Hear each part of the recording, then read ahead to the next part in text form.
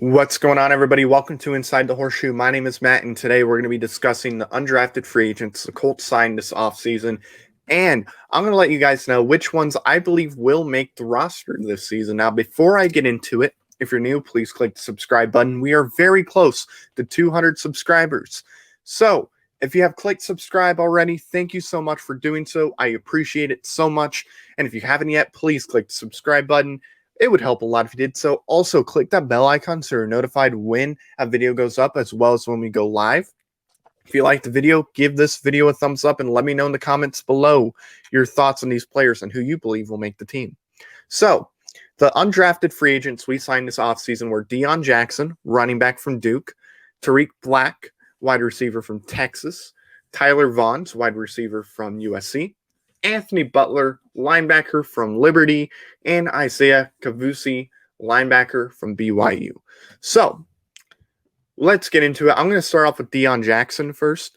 We're going to start with him because he is the only running back we did sign that was undrafted.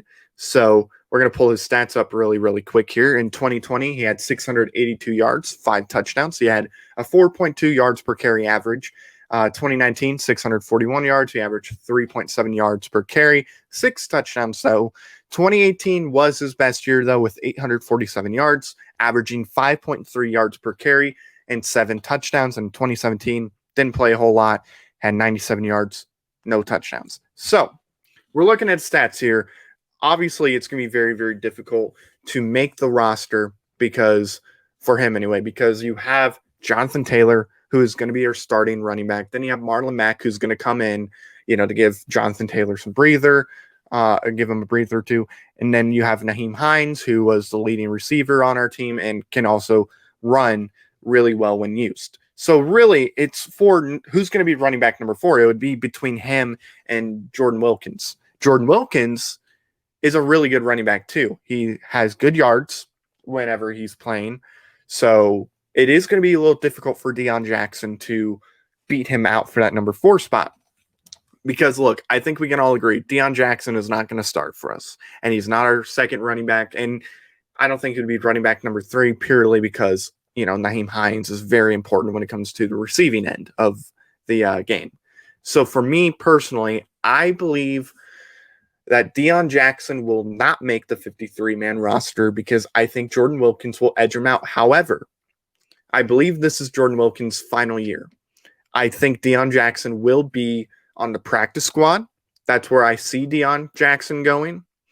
And for me personally, assuming nobody signs him, I think he will be running back number 4 next year.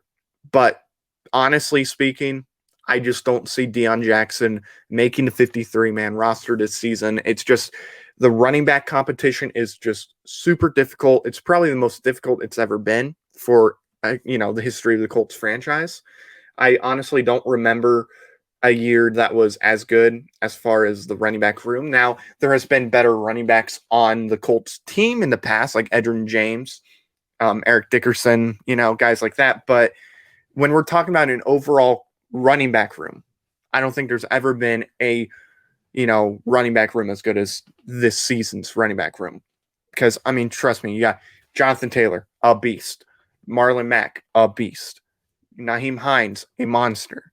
And then you have Jordan Wilkins, who is still a monster when used. And he's not even used that often. So even if Deion Jackson beat out Wilkins, unless there's an injury, I don't see Deion Jackson really playing much, if any. So I don't think he makes the team. However, I think he does get put on the practice squad. You just got to hope, if you're Indy and you believe he can be the guy next year, you just got to hope that nobody signs him off the practice squad because, if he is talented enough, people will sign him. All right, so as we can see in 2020, he had 10 receptions for 240 yards. He averaged 24 yards per catch, which is pretty good if you ask me, and a touchdown. 2019, 25 catches, 323 yards, getting 12.9 yards per catch, 1 touchdown. 2018, definitely a down year with 4 catches, 35 yards, no touchdowns, averaging 8.8 yards a catch. And in 2017, he had 11 catches for 149 yards, 13.5 yards per catch, and he had 1 touchdown. So obviously, I think what really stands out is the yards per catch. which is obviously nice to see, but he's not targeted very often. Obviously, if he was targeted like a lot of receivers normally are that end up playing in the NFL, compared, when we're talking about their college years, if he was targeted as much, his numbers would be better for the most part. But, 10 catches, even though he has those 24 yards, I don't think it's super impressive. But then again, it's how are you used? Obviously, when you throw to him and he catches the ball, odds are you're going to have some good yards after the catch. So for me, looking at him here, looking at these numbers, to me personally, do I think he's going to make the roster? I don't think so.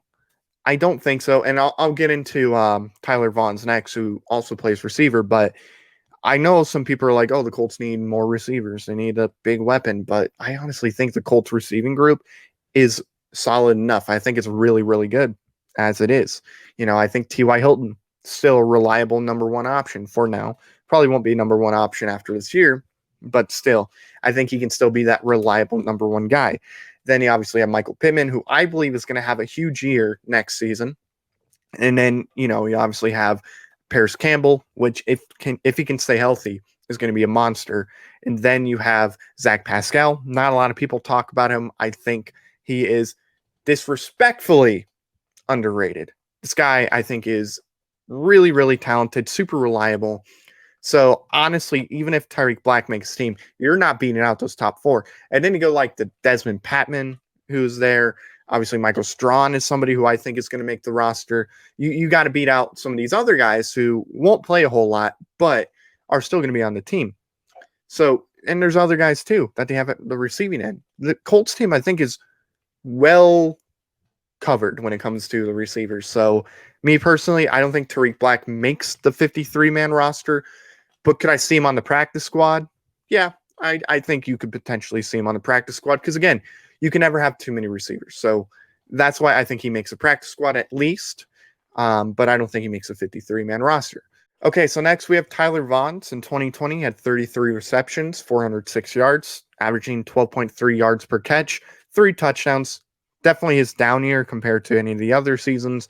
2019, 74 receptions, 912 yards, getting 12.3 yards per catch, 6 touchdowns. 2018, 58 catches, 674 yards, 11.6 yards per catch, 6 touchdowns. And in 2017, he has 57 catches, 809 yards, 14.2 yards per catch, 5 touchdowns. His best, you could argue maybe his best year between that and 2019. Both years were really good. I think for where he was at, wasn't a number one receiver in those years. So I think very, very solid for being at least a number 2. So for me, comparing him to Tyreek Black, I think he is the better of the two, and I think he has a better chance of making the roster.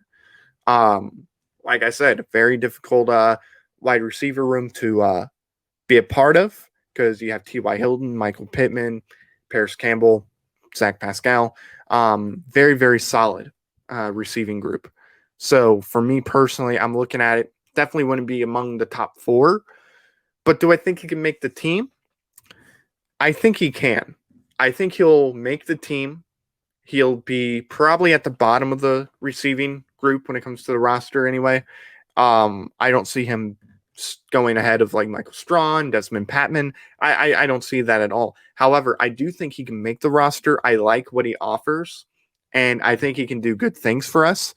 But at the end of the day, do I think he's going to make the roster? The answer is yes. I think he does make the roster. Okay, so next we have Anthony Butler here, linebacker from Liberty. We're going to go through his numbers real quick. 2020 had 67 tackles, 1 sack. 2019, 3 tackles, no sacks. 2018 had 53. He had 1.5 sacks that year. 2017, which I think we can all agree is his best year, was 72 tackles, 2 sacks. And in 2016, he had 18 tackles, and no sacks. So, not great. Obviously, I think our linebacking room is already pretty solid right now with Bobby Okereke, Darius Leonard being our 2 best, Darius being the leader of the group and of the defense in general. But we're looking for that linebacker number 3. Obviously, we have EJ Speed, Matthew Adams, We have Zaire Franklin, Jordan Glasgow, so on and so forth. So really, who's going to be number 3? Could Anthony Butler be the number 3? And really, just kind of looking at the team right now, do I think Anthony Butler makes the team? If I'm going to be honest, I don't think so. I don't think he makes it because, look, I don't see him starting over Darius Leonard for sure. He's not starting over Bobby Okereke. I don't know about EJ Speed. I think EJ Speed offers you some things that I think Anthony Butler doesn't offer you. Matthew Adams is more special teams, so Jordan Glasgow, I don't think so. So really looking at it, I just don't see him making a team. He's not bad, but I just don't see it. Honestly, if he's going to be a part of the Colts, his best chance is probably practice squad, because we do need to have guys ready to go just in case, one of our guys goes down, and we don't want to see that. But whether he's the number 3 guy or not, or, whether he's battling for 3 or not, I don't think he gets it. You know what I mean? So Anthony Butler, sorry, I just don't see him making a team. All right, so we have Isaiah Cafusi, the final guy we're going to talk about today. 2020, 83 total tackles with 4 sacks, 3 forced fumbles, and 3 fumble recoveries, 1 interception as well. It's a very good year for BYU, for him anyway. 2019, he had 60 tackles, no sacks, 2 fumble recoveries.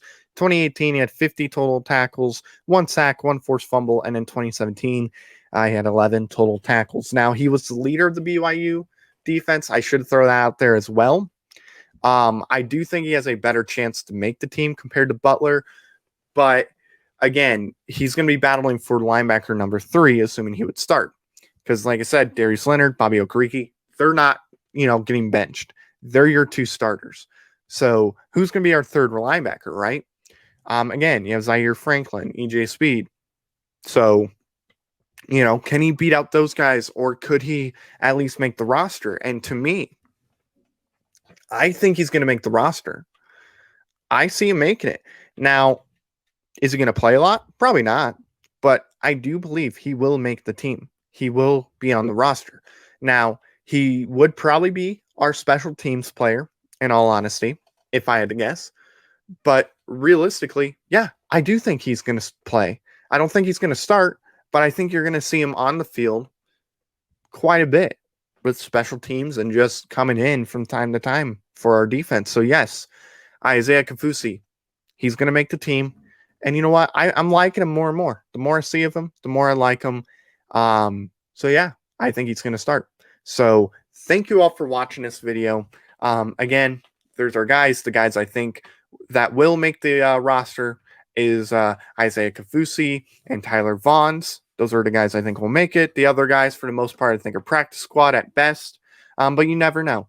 So let me know your thoughts in the comments. Who do you think is going to make the team? Also, once again, thank you very much for watching. If you're new, please click that subscribe button. Super close to 200. I would greatly appreciate it if you click the subscribe button.